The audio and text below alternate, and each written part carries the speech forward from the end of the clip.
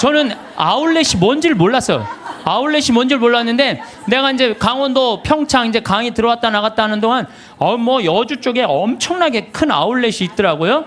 그래갖고 가다가 야, 저 양복 강의할 때 양복 없으면 양복 한번 사러 가자. 양복 딱 들어갔는데 웃돌이 하나를 골랐는데 200만 원 하나에. 그래갖고 내가 딱 접어두고 가자.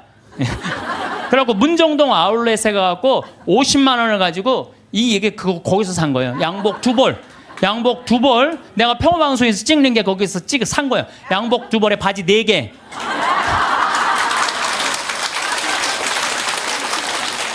돈은요, 없으면 안 쓰면 돼요.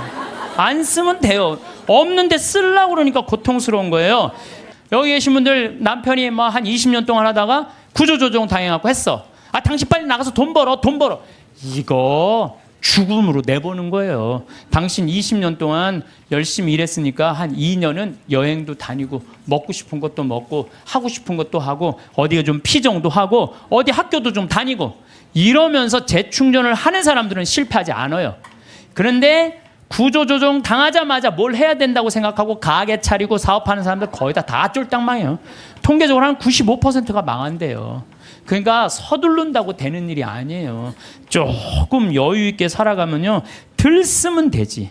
뭘 그렇게 많이 쓰려고 그래요. 집에서 14장 3절에 보면 인색한 자에게 재물이 무슨 소용이 있으며 수전노가 돈을 가지고 무엇하랴.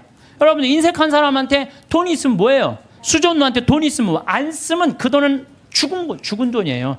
안 쓰면 죽은 돈이에요.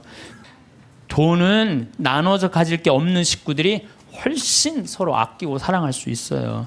돈보다는 형제간의 우애를 더 중요시해서 이렇게 키우는 집안은 하느님 꽉 붙잡고 사는 집안이에요. 돈은요, 남한테 빌리러 다니지만 않을 만큼만 있으면 돼요. 또 넉넉하게 있다 하더라도 자식들이나 부모 형제들끼리 돈 하면서 사는 게 아니고 하느님 나라 영광 위해서 또 하느님을 위해서 쓰면 돼요. 돈 없으면 안 쓰면 돼. 안 쓰면. 집에서 18장 33절에 내 지갑 속에 아무것도 없으면서 꾼 돈으로 잔치를 벌이다 거지가 되지 마라. 그것은 사실 자신의 생명을 거스르는 행동이다. 그러니까 여러분들, 돈이라는 건요, 우리가 너무 나쁘다고 생각할 필요도 없고 너무 좋다고 생각할 필요도 없어요. 내가 돈의 노예가 안 되고 돈을 내가 부리는 주인이 돼야 돼요. 그래서 여기 계신 분들, 아유, 신부님 그래도 돈벼락 한번 맞아 죽고 내가 돈벼락은 한번 맞아보고 죽고 싶은 분들, 이런 분들 있을 거예요. 그런데 우리나라 돈벼락 맞은 재벌들을 내가 조사를 전부 다 해봤어요. 돈벼락 맞은 재벌가들 조사를 해보니까 그 유산 상속으로 법정 싸움 안 하는 재벌이 없어. 다 법정 싸움. 다. 여러분들이 아는데 다 하고 있어. 다. 근데 유일하게 안 하는 데가 LG만 안 한대. LG만.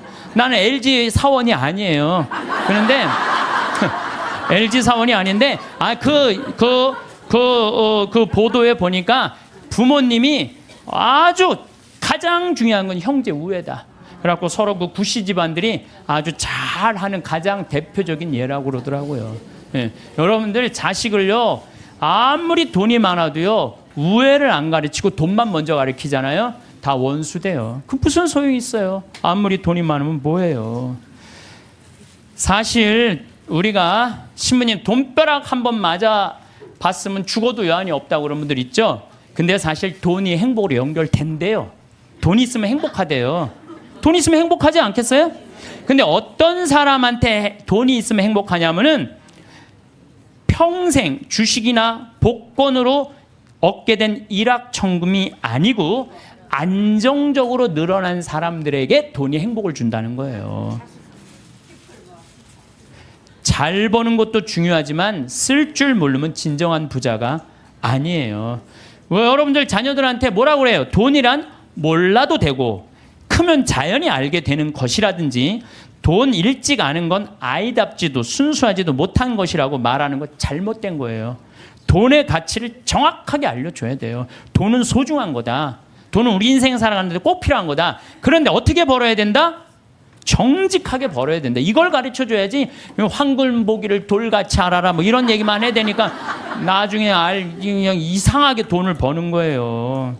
예. 우리는 자식들한테 사람은 돈이 있어야 무시당하지 않아. 돈을 벌어야 해. 돈 없으면 무시당하고 돈 있으면 감옥에도 안 가. 이런 돈에 대한 부정적인 생각을 가르치면 안 된다는 거예요. 너희들 하느님이 돈 많이 벌게 해주는 거 축복받은 거야. 근데 이 축복받은 돈으로 어떻게 써야 돼? 가난한 이웃을 도와줘야 돼. 그래야지 애들이 돈에 대해서 긍정적으로 가지요.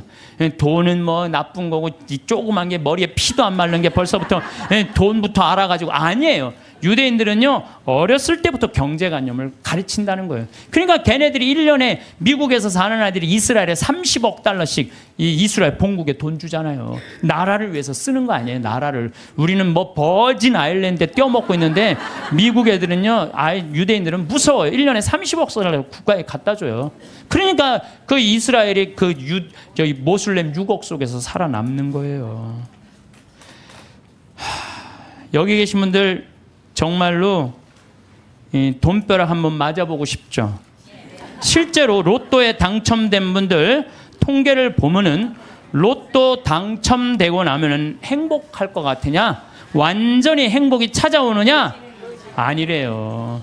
일단 로또에 당첨되면은 일이 술술 풀릴 것 같지만 갑자기 돈이 20억이 생기면요 주위에서 가만히 안 놔둔대. 사촌에 8촌 알지도 못하는 사람이 친척이라고 와갖고 돈 꿔달라 그러고 이 사람이 사업 제안하고 저 사람이 사업 제안하고 그리고 여기에 홀깃하고 저기에 홀깃해하고 다 날리고 결국은 부부끼리도 헤어지고요 애인끼리도 그냥 등 돌리고요 돈이요 사람과 사람을 이어주는 게 아니라 사람과 사람을 끊어주는 게 돈이에요. 영국에 28억 당첨된 사람이 있었어요. 새집 최고급 승용차 자녀는 호화 사립학교 보냈고 여기저기 사업 투자라는 손짓에 그냥 여기저기 사업들. 근데 그 쫄딱 망한 거예요. 그러니까 쫄딱 망하니까 같이 좋던 부인도 이혼하고 이 사람이 지금 통장에 얼마 남았냐면 10달러 남아있대. 10달러. 우리 돈으로 11,050원 정도 남아요. 11,000 한 500원 정도. 예. 돈 많으면 뭐예요? 쓸 줄 모르면 100억을 갖다 줘도요 순식간에 다 날려요. 이 로저라는 사람이 마지막 말이 이래요. 복권 당첨을 되돌아보면 독이 든 성배와 같다. 독이 든. 예.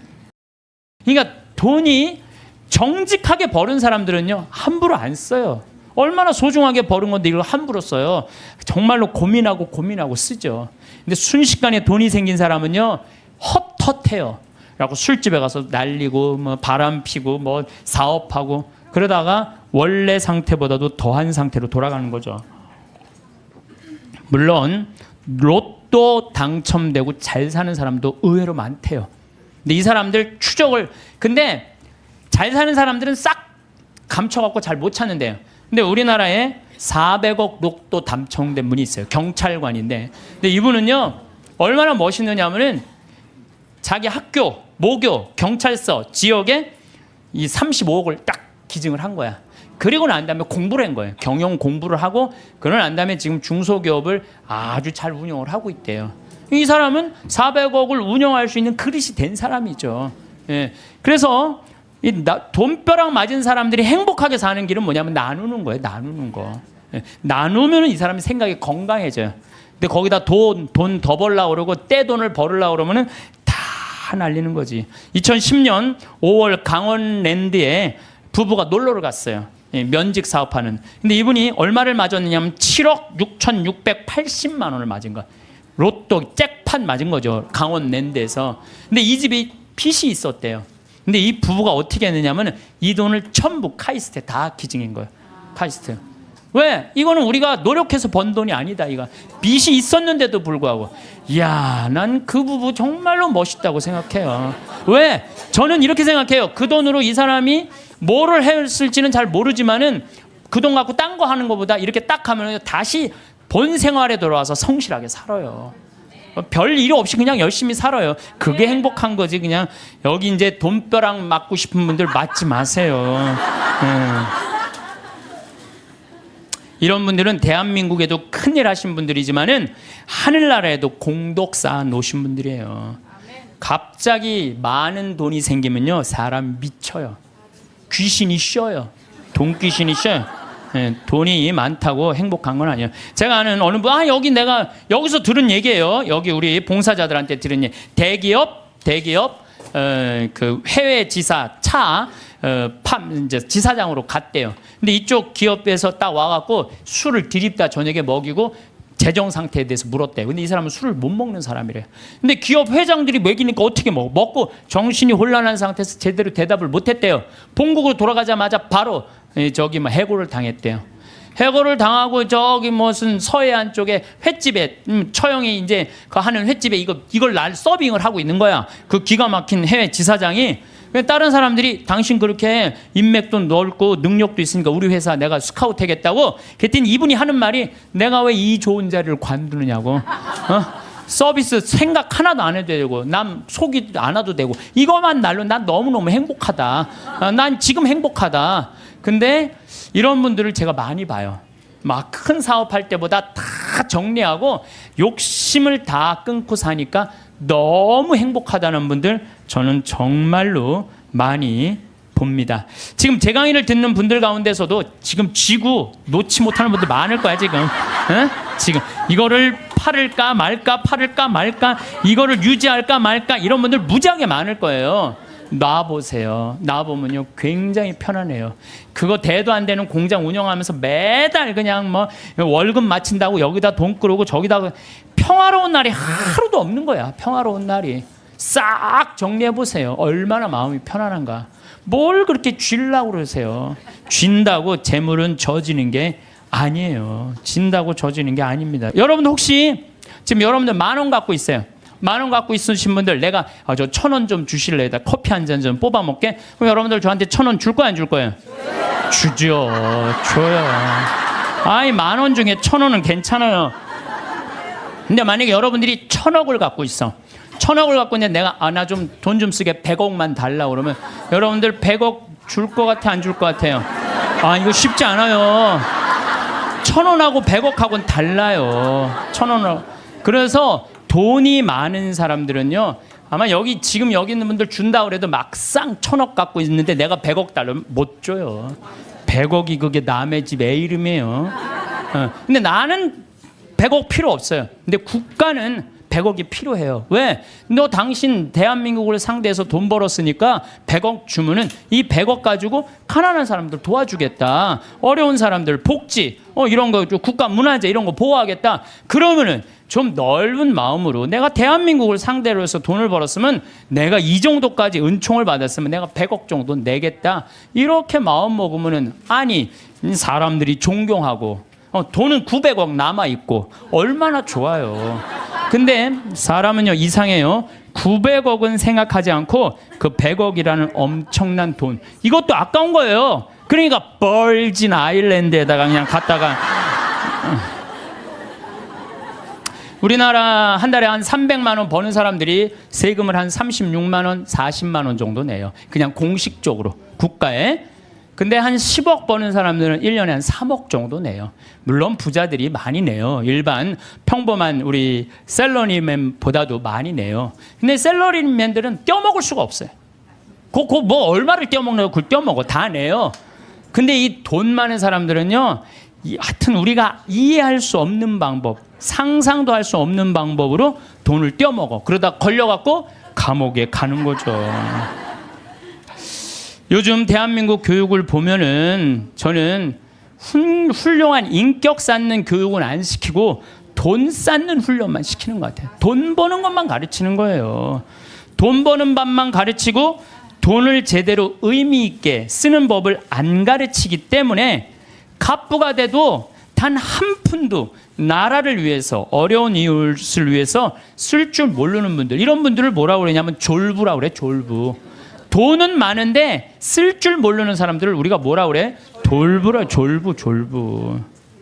대부분은 안 그러시겠지만 금융가들, 재벌가들, 정치인들은 돈 쌓는 재미로 눈에 뵈는 게 없어요. 법도 그냥 눈에 안 보여. 그래갖고 정의라고는 찾아볼 길이 없고 정의로운 사회라는 인식 자체를 하지 않는 것 같아요.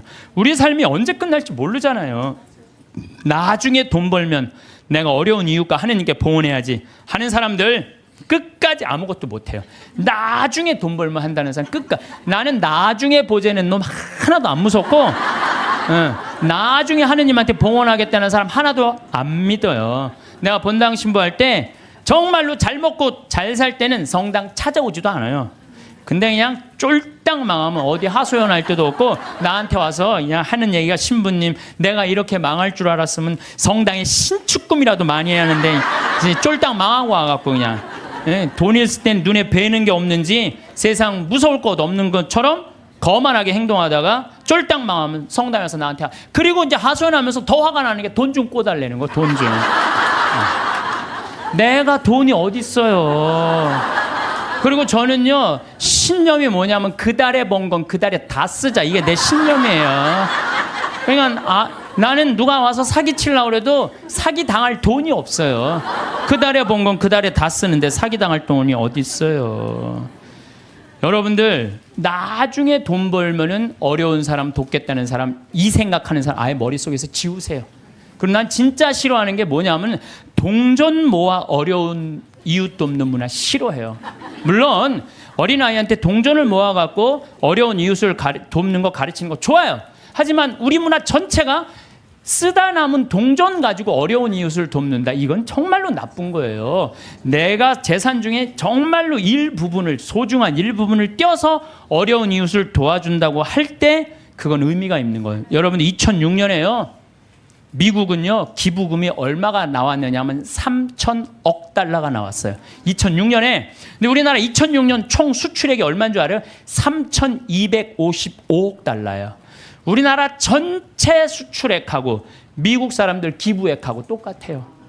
미국 사람들은요, 저금 통장 모아갖고 이 동전 가지고 3,000억 달러 절대 못 모아요.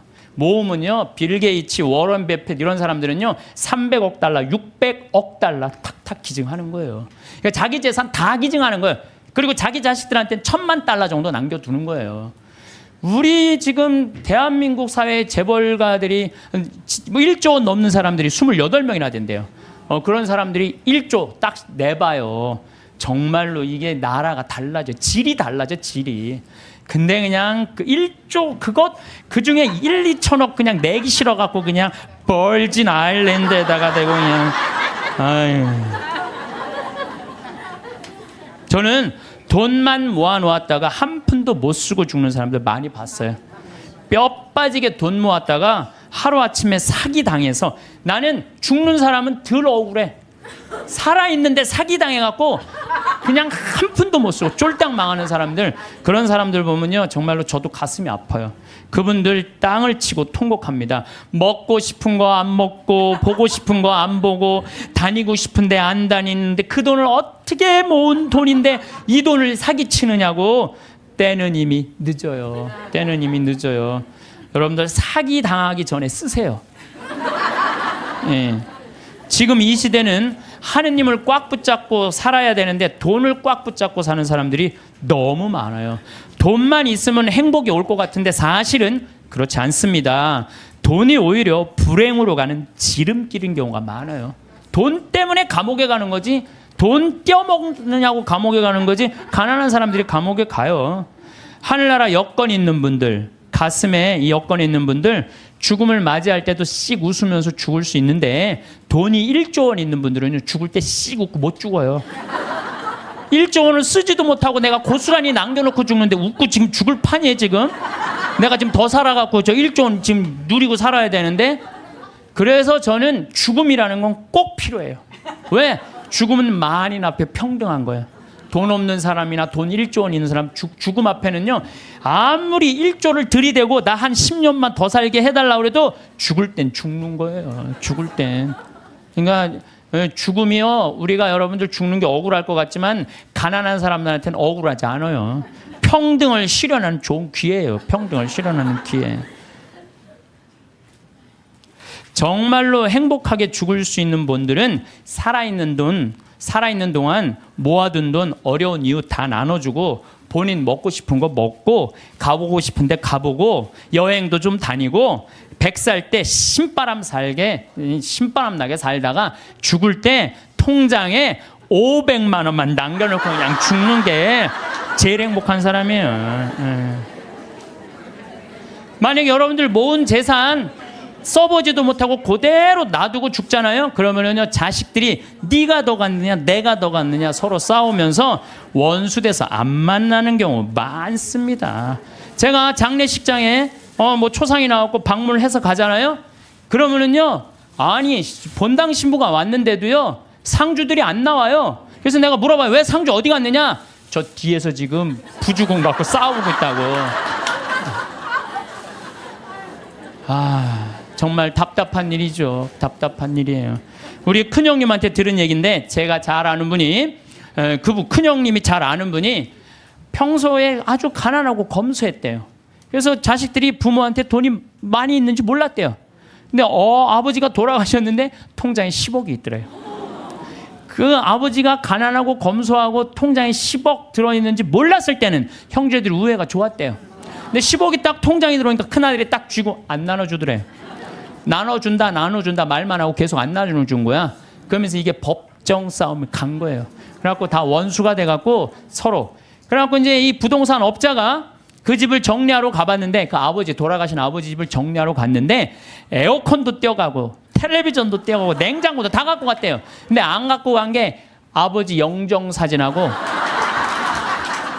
가족사전만 정말로 먼지에 뒹굴더래요. 아무 의미가 없는 거예요. 그래서 여러분들 재산 남겨놓고 돌아가시는 거요, 결코 똑똑한 일이 아니에요. 여러분들 재물이라는 거는요, 잘 쓰면 복이지만 잘못 쓰면 독이 되는 거예요. 우리들이 하늘나라로 여행을 떠나려면 뭐가 있어야 된다고 그랬죠? 여건이 있어야 된다고 그랬어요. 하느님을 꽉 붙잡고 살 때 우리는 여권 발급받을 수 있습니다.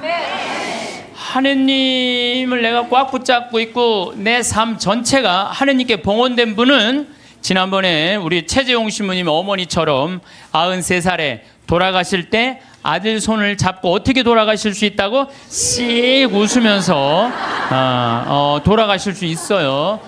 그래서 그 죽음이 아니고 새로운 삶으로 옮아가는 여정일 뿐이에요. 우리 인간은 참 죽음을 많이 두려워하는데 죽음은 결코 무서운 게 아니에요. 새로운 삶으로의 변화죠. 지금은 미국이 자유여행이 많이 되잖아요. 근데 옛날에는 미국에 여행 가려고 그래도 까다로웠어요, 안 까다로웠어요? 까다로웠어요. 미국에 가려고 그러면은 옛날에 미국 비자 발급 받으려면은요, 통장에 잔고가 얼마 있느냐, 너 갔다가 돌아올 수 있는데 보증인이 있느냐, 이런 거 다 물어봤어요. 또 막상 요즘은 미국에 이렇게, 제가 로망 칼라를 차고 이제 미국 강의하러 갈 때 거기 여권 심사하는 데서 꼬치꼬치 물어요. 왜 왔느냐고. 그래서 강의하러 왔다. 도라는 갈 거냐? 나 한국에 갈 거다. 며칠 머물 거냐? 뭐 10일 머무를 거다. 정말로 까다롭게 물어보더라고요. 여러분들 만약에 하늘나라에 막 들어가려고 그럴 때 이 베드로 성인이 물어볼 거예요. 너 성당은 열심히 다녔느냐? 또 가난한 이웃은 잘 돌보았느냐? 회개는 많이 했느냐? 하늘나라 열쇠 쥐고 있는 분이 다행히 베드로라 정말로 다행이에요. 이 베드로 성인이 좀 허술해요. 베드로 성인이 만약에 바오로 사도가 열쇠를 갖고 있었으면요, 저를 포함해서 여기 있는 분들, 들어갈 수 있는 분들 거의 없어요. 바오로 사도는 신약성서 27권 중에 13권을 쓴 사람이에요. 얼마나 똑똑한 사람인지 몰라요. 그 똑똑한 사람들이 여러분들한테 따지면 여러분들 뭐 말 대꾸 제대로 할 수 있을 것 같아요? 못해요. 그냥 얼버무리다가 그냥 이거 자격 없네 그리고 그냥 딴 데로 보낼 거예요. 그나마 우리 베드로 사도, 참 베드로 사도는요 재밌어요. 베드로 사도는 거의 성서 글을 쓰지 않았어요. 써도 신약 성서에 2권, 베드로 전서 후서. 근데 얼마나 웃기냐면은 베드로 전서 5장, 후서 3장. 아주 간단하게 썼어요. 아주 간단하게. 뭐 베드로 성인이 쓴 건지 아니면 제자들이 쓴 건지 몰라도 그것도 베드로 전서를 읽어보면 너무 재밌어요. 어떻게 재밌느냐면은 예수님이 베드로 사도한테 너는 반석이다. 내가 내 위에 내 교회를 세우겠다 그랬죠. 그래서 이 베드로 성인은요, 돌에 대한 게 굉장히 관심이 많았던 것 같아. 그래서 이 베드로 사도 예수님 표현하는 걸 보면은 사람들에게는 버림을 받았지만 하느님께 선택된 값진 돌 얘기만 해요. 베드로 전설을 보면은 내가 시온에 돌을 놓는다. 선택된 값진 모퉁이 돌이다. 이 돌을 믿는 이는 부끄러운 일을 당하지 않을 것이다. 집 짓는 이들이 내버린 돌이 그 돌이 모퉁이의 머릿돌이 되었네. 돌 얘기만 해. 돌 얘기만. 베드로 사도는. 근데 이 베드로 사도가 하늘나라 열쇠를 쥐고 있긴 있는데 허술하다는 이야기는요, 예수님께서 이제 예루살렘으로 올라가면서 그 이제 올라가는 길에 얘기를 해요. 나는 너에게 내 교회를 세우겠다. 그리고 그 얘기 하시자마자 뭐라고 그러냐면 나는 예루살렘에 올라가면은 순환을 당하고 죽을 것이다. 그랬을 때 베드로가 뭐라고 그러냐면 아이코 맙소사, 그런 일은 결코 일어나지 않을 것입니다. 내가 당신 지키겠다 이거예요. 지금 예수님은 죽으러 올라가는데 베드로는 국무총리 되려고 올라가는 거예요. 지금 예수님 생각하고 베드로 생각하고 완전히 달라요. 베드로는 하늘나라를 이해하지도 못했어요. 그러니까 이런 말을 하는 거예요. 아이쿠 맙소사, 주님 그런 일은 결코 일어나지 않을 것입니다. 그러니까 예수님이 바로 뭐라고 그러냐면은 사탄아 내게서 물러가라. 너는 나에게 걸림돌이다. 돌 얘기 많이 나오죠. 너는 나한테 걸림돌이다. 너는 하느님의 일은 생각하지 않고 사람의 일만 생각하는구나. 예수님은 하느님의 일로 인류를 구원하시기 위해 십자가에 못 박혀 돌아가시려고 그러는데 베드로는 뭐 하려고 올라간 거예요? 국무총리 하러 근데 국무총리 왕이 돼야지 국무총리 될 거 아니에요. 근데 죽는다니까 아이쿠 맙소사, 결코 주님 그런 일은 일어나지 않을 것입니다. 그러니까 예수님이 뭐라 그래요? 사탄아 내게서 물러가라. 너는 하느님의 일은 생각하지 않고 사람의 일, 국무총리 될 일만 생각하는구나. 예수님이 또 그래도 그렇지. 바로 전에 내가 내 위에 내 교회를 세우겠다 그러다가 또 바로 사탄아 물러가라 그냥. 예수님 믿는 거 쉽지 않아요. 예수님 아주 당황스러운 일들을 너무 많이 하셔갖고, 베드로는 예수님이 붙잡히니까 3번이나 예수님을 배반해요. 3번이나. 이제 예수님 붙잡히고 다른 제자들은 그래도 다 도망가도 그래도 베드로가 그 12 중에 나아요. 그래도 예수님 따라가고 어떻게 되나 지켜보려고 따라갔어요. 그러니까 그 종이 뭐라 그래요? 당신도 그 갈릴레아 예수랑 같이 다니는 사람이군요. 그러니까 이 베드로가 뭐라 그래요? 이 여자가 무슨 말을 하는지, 이 여자가 지금 무슨 말을 하는지 모르겠네 이래요. 근데 당신 정말 그 사람하고 있었는데 그랬더니 나는 그 사람을 알지 못하오 그래요. 참, 이 베드로가 할 일이에요? 예수님하고 정말로 내 위에 내 교회를 세운다 그러고 정말로 주님 그런 일은 내가 보호하겠습니다 막 이런 사람인데 나는 그 사람을 알지 못하오. 그러니까 3번째로 확실히 당신 그 사람 예수 그리스도와 예수와 같이 다니던 사람 맞는데, 그러니까 베드로는 이렇게 얘기해요. 내가 내 말이 거짓말이라면 1000벌이라도 받겠다고 맹세하면서 나는 그 사람을 모르고 그래요. 아주 배신을 해도 확실히 해요. 확실히. 얼버무리고 한 게 아니라 확실히 배신을 해요. 예수님 배반 3번 했죠. 따라가는 이유도 몰랐죠. 그리고 베드로는요 냉담 생활도 해요. 어떻게 냉담 생활을 하냐면 예수님 십자가 못 박혀 돌아가셨어요. 돌아가시니까 베드로가 뭐라고 그러냐면 나는 물고기 잡으러 간다 그래요. 물고기 잡으러 간다는 얘기는 뭐야? 내가 예수님 따라다니기 전 생활로 돌아간다는 거예요. 이게 냉담이지 뭐예요? 냉담. 지금 수제자라는 사람이 그래갖고 가서 물고기 잡아요. 그때 예수님이 나타나잖아요. 많이 잡았느냐. 그러니까 그 기간 동안 냉담한 거 냉담. 그러니까 짧게 냉담까지 한 사람이 냉담까지. 그런 사람이 하늘나라 여권 심사한다고 이렇게 서 있는 거예요. 자, 여러분들 가갖고 따질만해 안 따질만해요? 따질만해요. 당신은 냉담한 적 없냐? 당신은 배반한 적 없냐? 당신 예수님 딴 생각으로 따라다닌 적 없냐? 대충 따지면 베드로가 눈 깔고 그래 나도 그런 적이 있었지 들어가. 그래서 나는 예수님께서 베드로한테 하늘나라 열쇠 준 것에 대해서는 굉장히 희망적이에요. 왜? 그 실수투성인 그 베드로한테 열쇠를 줬다는 것은 우리들도 실수투성이에요. 저나 여러분이나 인생 살다 보면 흠없는 사람들이 있어요? 흠투성이에요.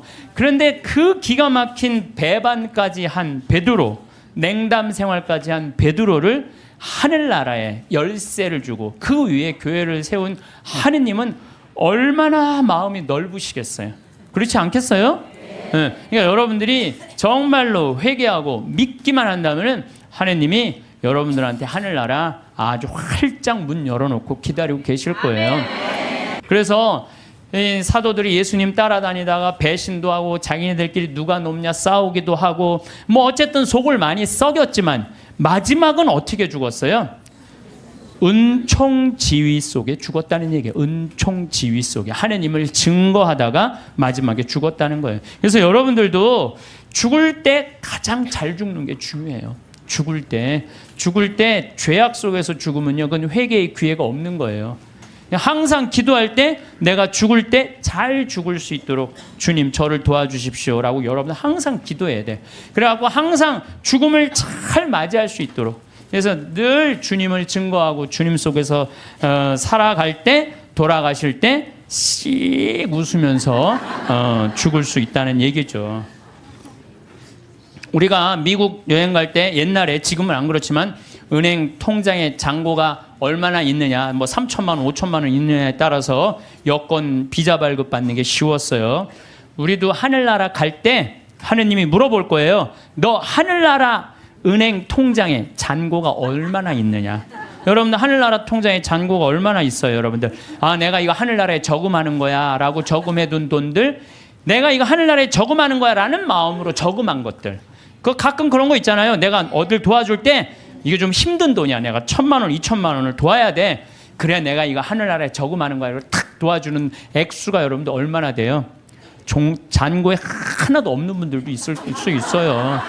날 위해서 쓰다 보니까 하늘나라에는 하나도 안 쌓아놓을 수가 있어요. 마태복음 25장 보면은 이 마지막 날 최후의 심판 때 한쪽 오른쪽 양들은 오른쪽으로, 염소는 왼쪽으로 갈라요.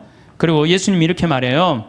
너희들은 내가 굶주렸을 때 먹을 것을 주었고, 목말랐을 때 마실 것을 주었고, 나그네 되었을 때 따뜻하게 맞아 주었고, 헐벗었을 때 입을 것을 주었고, 병들었을 때 돌보아 주었고, 감옥에 갇혔을 때 찾아 주었다.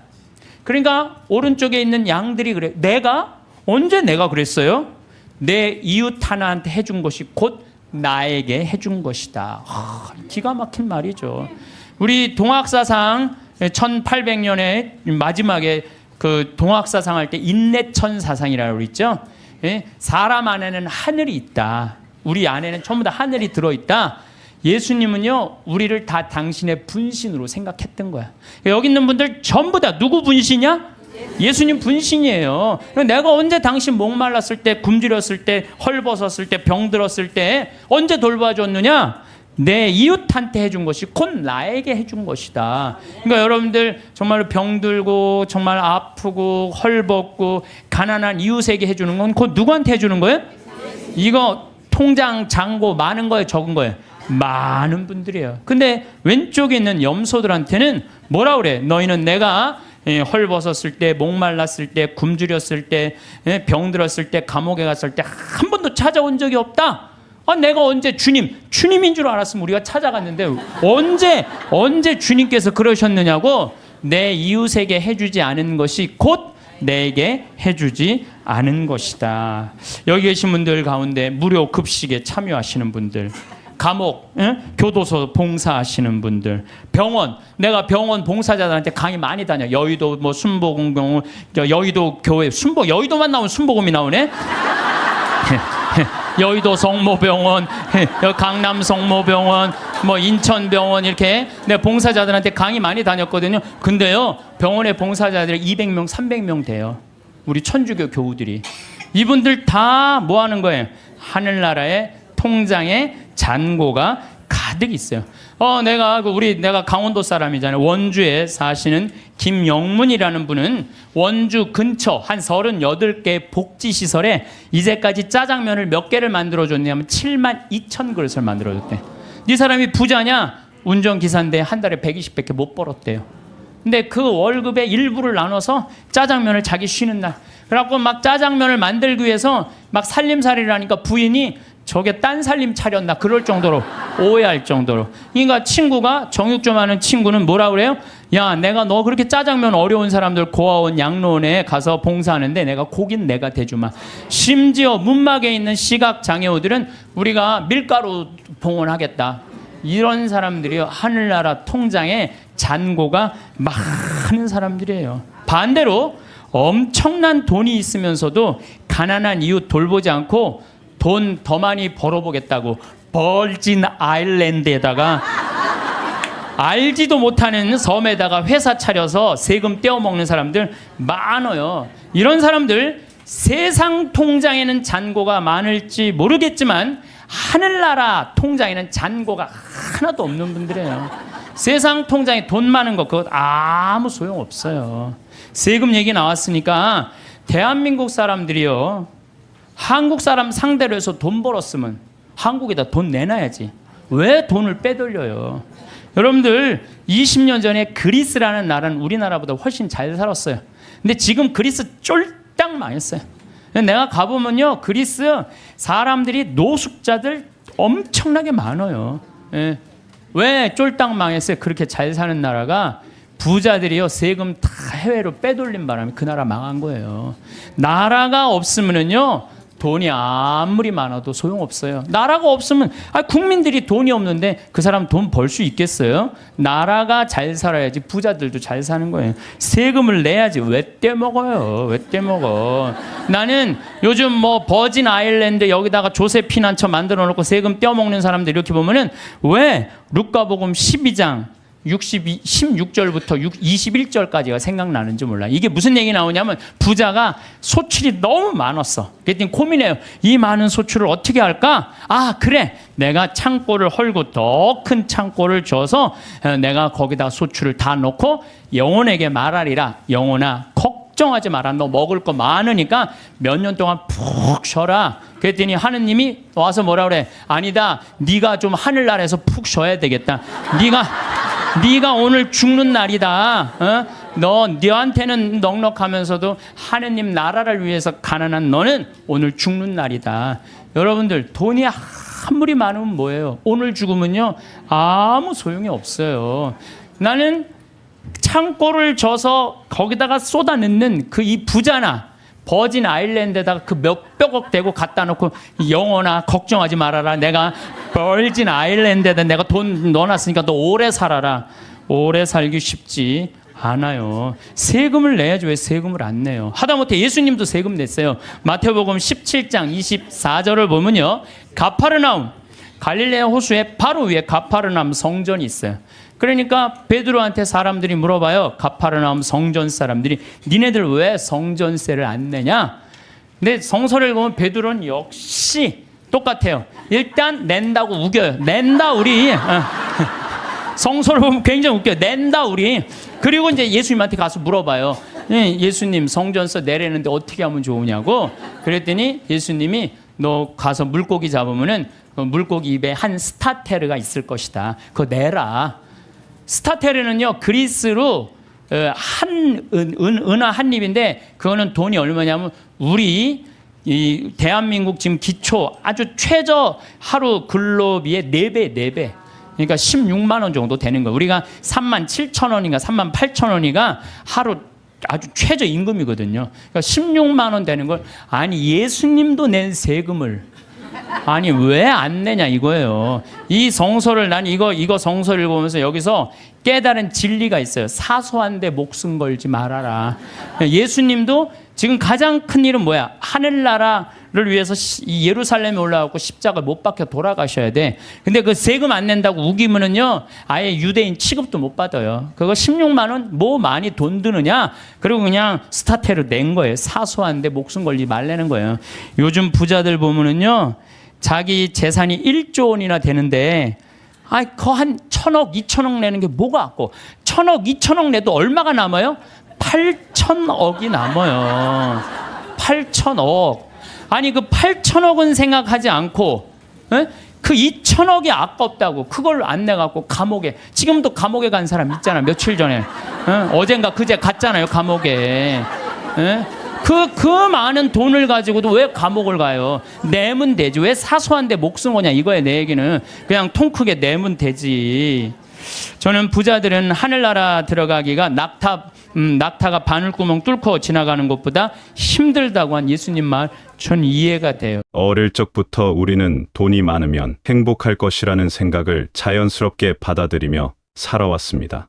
부모님께서는 열심히 공부해서 좋은 직장에 들어가 돈을 많이 벌어야 한다고 말씀하셨고, 우리 역시 그 말씀을 따라 평생을 달려왔지요. 젊은 시절에는 월급이 조금이라도 더 많은 곳을 찾아 이직을 고민했고, 중년에는 사업을 키우거나 투자를 통해 더 많은 돈을 모으려 애썼습니다. 그렇게 돈을 향한 긴 여정을 걸어오면서 우리는 언제나 조금만 더 벌면, 통장 잔고가 조금만 더 늘어나면 진짜 행복이 찾아올 것이라고 믿어왔습니다. 하지만 인생의 어느 시점에서 문득 깨닫게 됩니다. 젊은 시절 꿈꾸던 만큼 돈을 벌었는데도 그때 상상했던 그 환상적인 행복은 어디에도 보이지 않는다는 것을 말입니다. 오히려 돈이 늘어날수록 새로운 걱정거리들이 하나둘 생겨나기 시작합니다. 이 돈을 어디에 투자해야 할지, 어떻게 관리해야 할지, 혹시 사기를 당하지는 않을지, 자녀들이 이 돈 때문에 게으름을 피우지는 않을지, 예상하지 못했던 고민들이 밤잠을 설치게 만듭니다. 더욱 놀라운 것은 우리 주변에서 실제로 벌어지는 일들입니다. 평생 검소하게 살며 돈을 모아온 이웃이 갑자기 큰 돈을 손에 쥐게 되면서 가족들과 다투기 시작하고, 복권에 당첨되어 벼락부자가 된 사람이 몇 년 후 더욱 깊은 절망에 빠지는 모습을 목격하게 됩니다. 텔레비전 뉴스에서도 종종 이런 이야기들을 접하게 되지요. 갑작스럽게 많은 돈을 얻게 된 사람들이 오히려 전보다 더 불행해졌다는 안타까운 소식들 말입니다. 이런 현실을 보면서 우리는 혼란스러워집니다. 분명히 돈이 없어서 고생했던 시절도 있었는데, 그렇다고 돈이 많아진다고 해서 반드시 행복해지는 것도 아니라니, 도대체 무엇이 진실일까요? 사실 이 질문 자체가 우리가 오랫동안 품고 있던 잘못된 믿음을 보여줍니다. 돈과 행복 사이에는 우리가 생각하는 것만큼 단순하고 직선적인 관계가 성립하지 않는다는 것입니다. 생각해보면 정말 행복했던 순간들을 떠올려 보세요.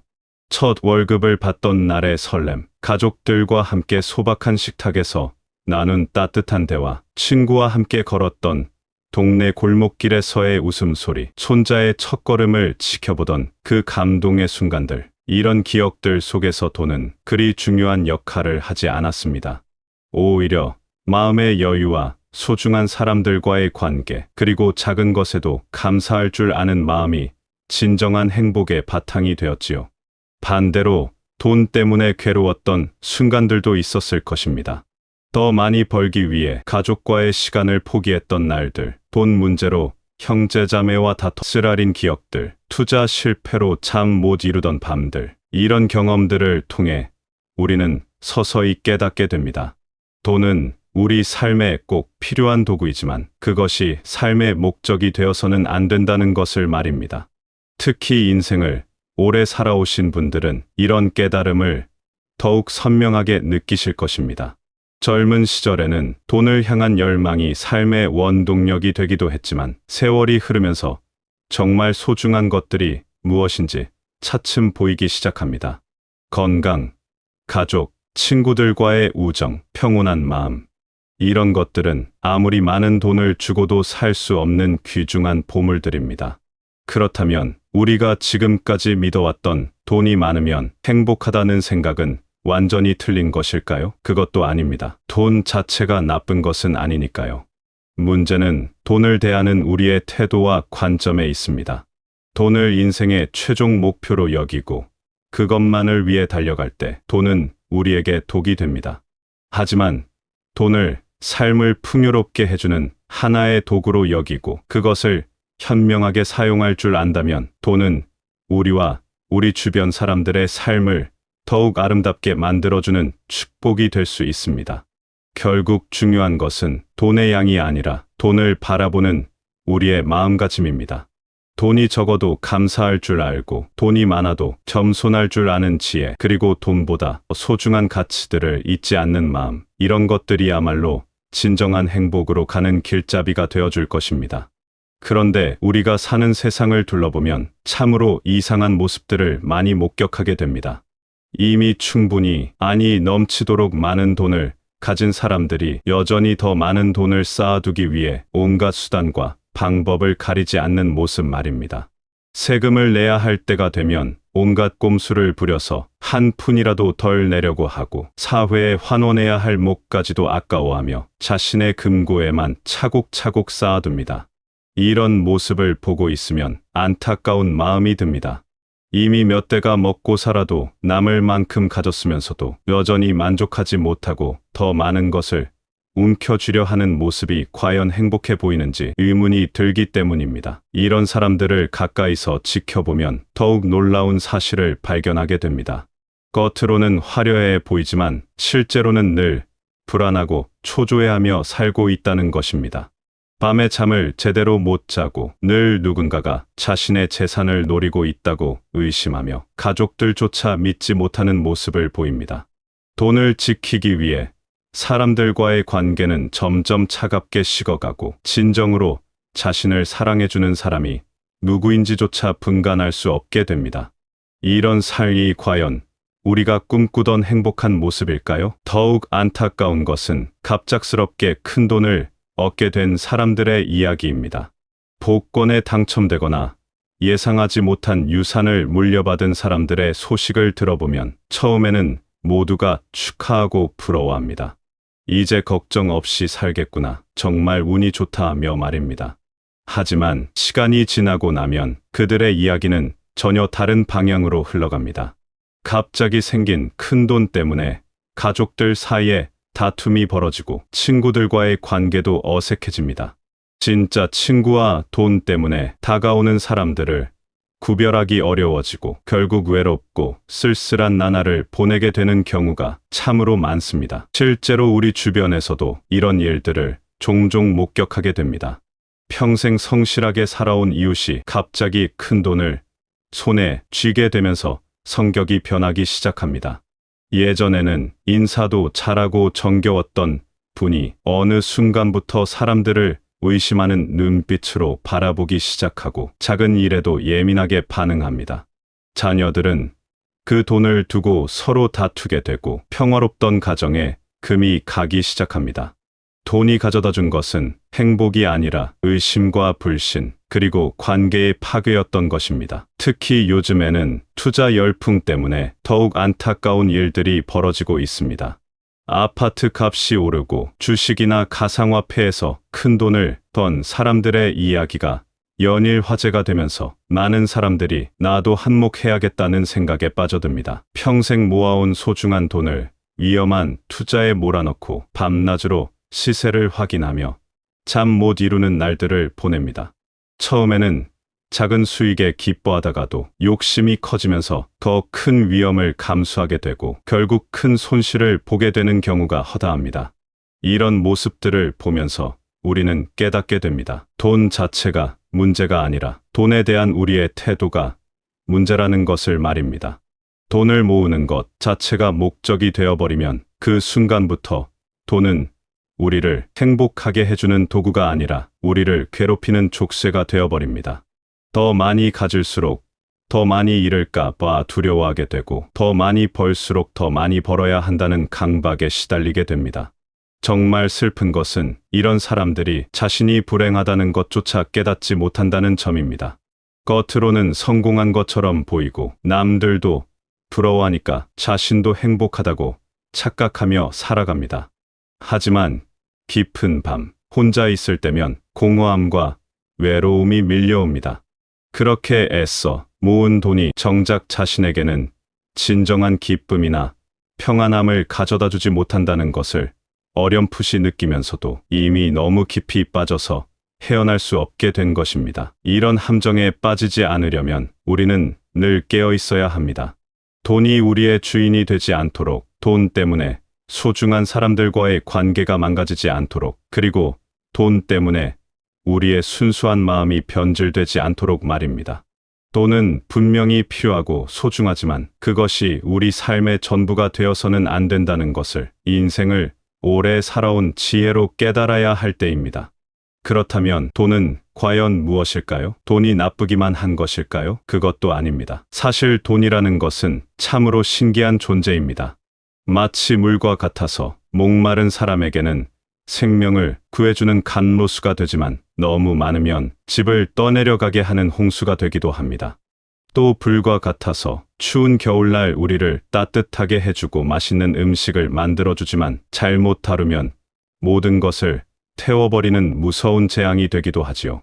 우리가 살아오면서 경험한 것들을 떠올려보면 이런 돈의 두 얼굴을 선명하게 느낄 수 있습니다. 아이들이 아플 때 병원비 걱정 없이 치료받을 수 있게 해준 것도 돈이었고, 부모님께서 편안한 노후를 보내실 수 있도록 도움을 드릴 수 있게 해준 것도 돈이었습니다. 어려운 이웃에게 따뜻한 손길을 내밀 수 있게 해준 것도, 자녀들이 하고 싶은 공부를 마음껏 할 수 있게 해준 것도 모두 돈이 있었기에 가능한 일들이었습니다. 하지만 동시에 우리는 돈 때문에 괴로웠던 순간들도 기억하고 있습니다. 돈을 벌기 위해 가족과의 소중한 시간을 포기해야 했던 날들, 돈 문제로 형제자매들과 감정이 상했던 쓰라린 경험들, 투자에 실패해서 밤잠을 설쳤던 괴로운 시간들, 이런 기억들을 통해 우리는 깨닫게 됩니다. 돈 자체에는 선악이 없다는 것을, 중요한 것은 돈을 어떻게 대하고 어떻게 사용하느냐에 달려 있다는 것을 말입니다. 어떤 사람들은 돈을 마치 독처럼 여깁니다. 돈이 모든 악의 근원이다. 돈 때문에 세상이 각박해진다며 돈을 멀리하려고 합니다. 하지만 이런 생각도 균형을 잃은 것입니다. 돈을 지나치게 나쁘게만 보면 정작 필요할 때 현명한 판단을 내리지 못하게 됩니다. 자녀의 교육비를 아끼다가 기회를 놓치거나 건강이 나빠졌을 때 치료비를 아껴서 병을 키우는 경우도 생기지요. 반대로 어떤 사람들은 돈을 만능으로 여깁니다. 돈이면 뭐든지 해결할 수 있다. 돈만 있으면 행복하다며 돈을 숭배하듯 여깁니다. 이런 사람들은 돈을 위해서라면 무엇이든 할 준비가 되어 있고 돈 앞에서는 도덕이나 양심도 뒤로 미룹니다. 하지만 이렇게 살다 보면 결국 돈의 노예가 되어버리고 정작 중요한 것들을 잃어버리게 됩니다. 진정한 지혜는 이 두 극단 사이에서 균형을 찾는 것입니다.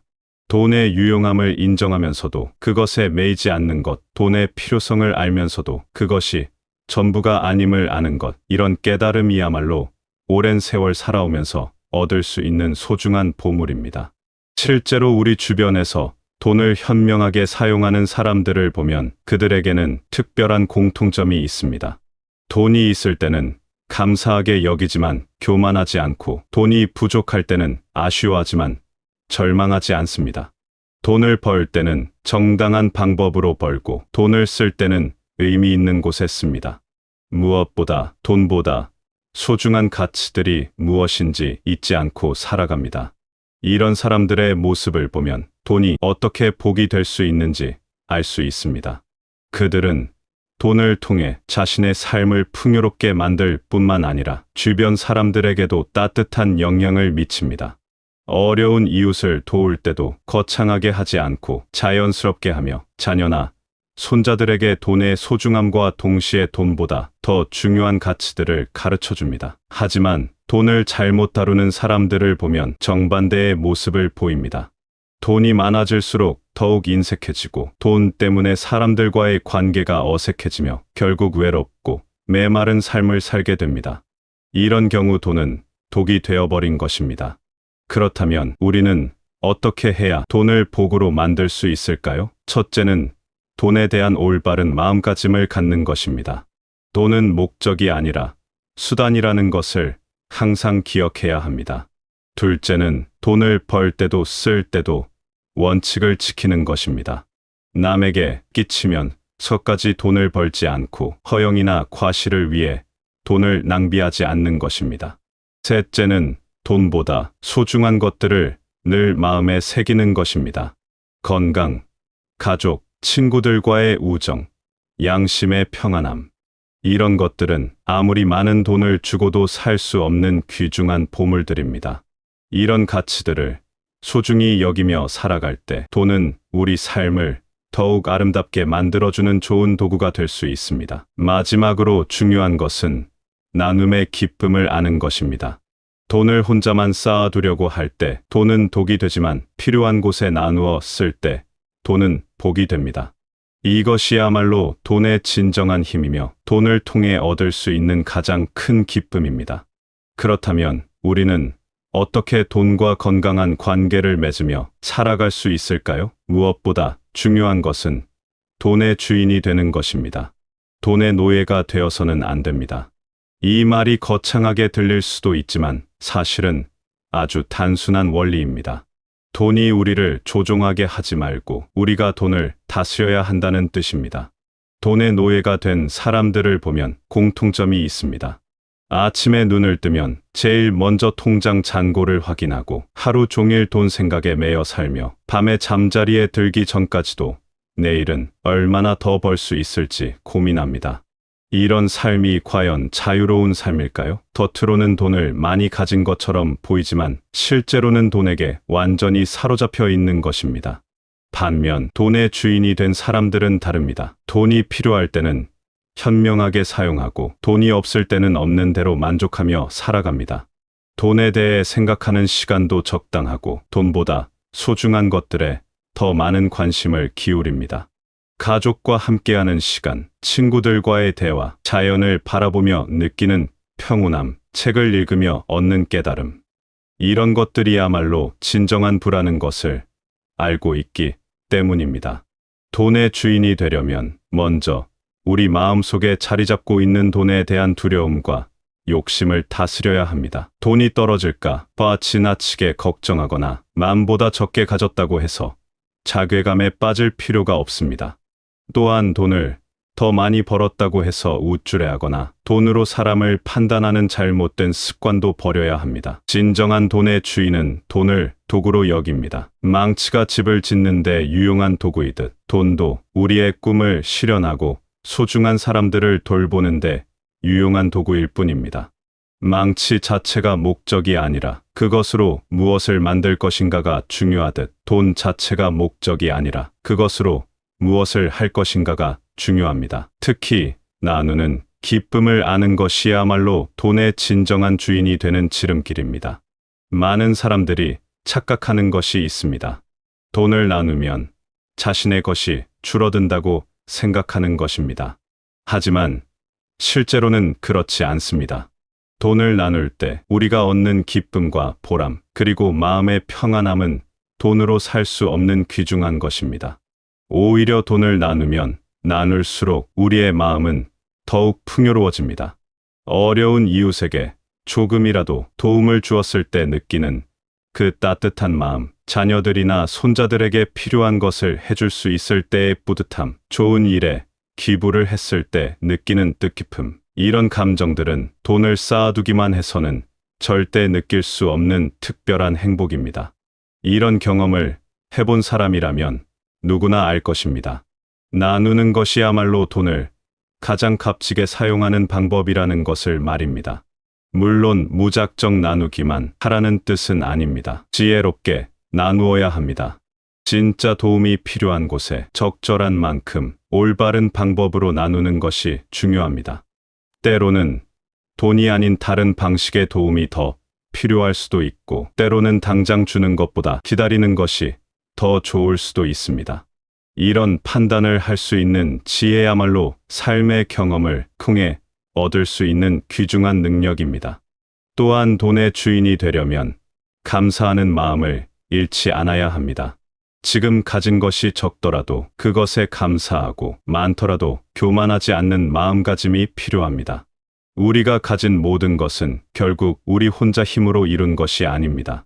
부모님의 사랑, 선생님들의 가르침, 친구들의 도움, 사회의 도움, 수많은 사람들의 도움과 사랑이 있었기에 오늘의 우리가 있는 것입니다. 이런 깨달음을 가진 사람은 돈을 대하는 태도도 자연스럽게 달라집니다. 돈을 독차지하려고 하지 않고 받은 만큼 돌려주려고 노력합니다. 자신만의 행복을 추구하는 것이 아니라 함께 행복해질 수 있는 방법을 찾습니다. 이런 사람이야말로 진정한 의미에서 돈의 주인이 되었다고 할 수 있을 것입니다. 이제 우리는 긴 여행을 마치며 돌아볼 때가 되었습니다. 돈이 많다고 해서 반드시 행복한 것은 아니라는 깨달음, 돈에는 독이 될 수도 있는 양면성이 있다는 지혜, 그리고 돈의 노예가 아닌 주인이 되어야 한다는 교훈까지, 이 모든 것들이 결국 하나의 큰 진리로 모아집니다. 진정한 행복은 돈에 많고 적음에 달려있는 것이 아니라 돈을 어떤 마음으로 대하고 어떻게 사용하느냐에 달려있다는 것입니다. 돌이켜보면 우리는 참으로 많은 것들을 경험하며 살아왔습니다. 돈이 없어서 고생했던 시절도 있었고, 그럭저럭 여유가 생겨서 마음이 놓였던 때도 있었습니다. 때로는 예상치 못한 큰 돈이 생겨서 기뻤던 적도 있었고, 투자나 사업 실패로 속상했던 경험도 있었을 것입니다.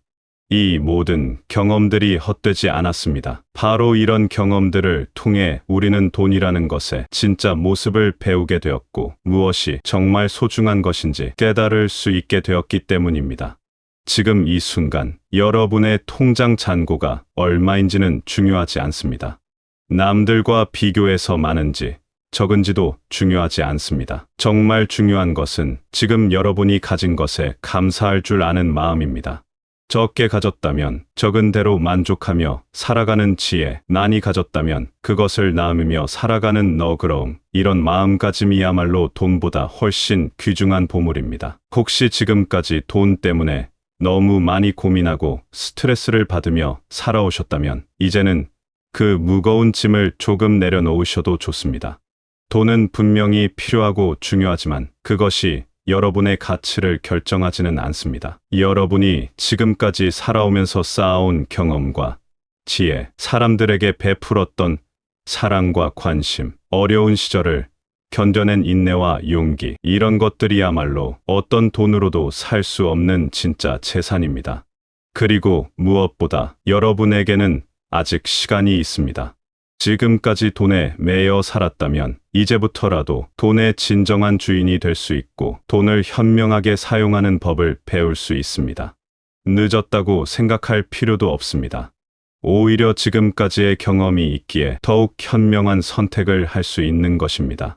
가족들과 함께하는 시간을 소중히 여기세요. 자녀들이나 손자들에게 돈의 소중함과 함께 돈보다 더 중요한 가치들을 가르쳐 주세요. 어려운 이웃이 있다면 작은 관심이라도 베풀어 보세요. 그리고 무엇보다 자신을 사랑하고 아껴주세요. 여러분은 그럴 자격이 충분히 있는 소중한 존재입니다. 돈은 결국 우리가 이 세상을 떠날 때 가져갈 수 없는 것입니다. 하지만 우리가 살아가면서 베푼 사랑과 관심, 나누었던 따뜻함과 도움, 그리고 누군가에게 전해준 지혜와 격려, 이런 것들은 영원히 남아서 세상을 더욱 아름답게 만들어갈 것입니다. 지금 이 글을 읽고 계신 여러분 모두가 돈에 얽매이지 않는 자유로운 삶을, 돈을 현명하게 사용하는 지혜로운 삶을, 그리고 무엇보다 마음이 평안하고 행복한 삶을 살아가시기를 진심으로 바랍니다. 여러분의 남은 인생이 돈으로는 살 수 없는 진짜 기쁨과 보람으로 가득하기를, 그리고 여러분 주변의 모든 사람들도 함께 행복해지기를 간절히 응원합니다. 돈이 전부가 아니라는 것을 아는 여러분이야말로 이미 진정한 부자입니다. 그 소중한 깨달음을 품고 오늘도 따뜻하고 아름다운 하루를 만들어 가시기 바랍니다.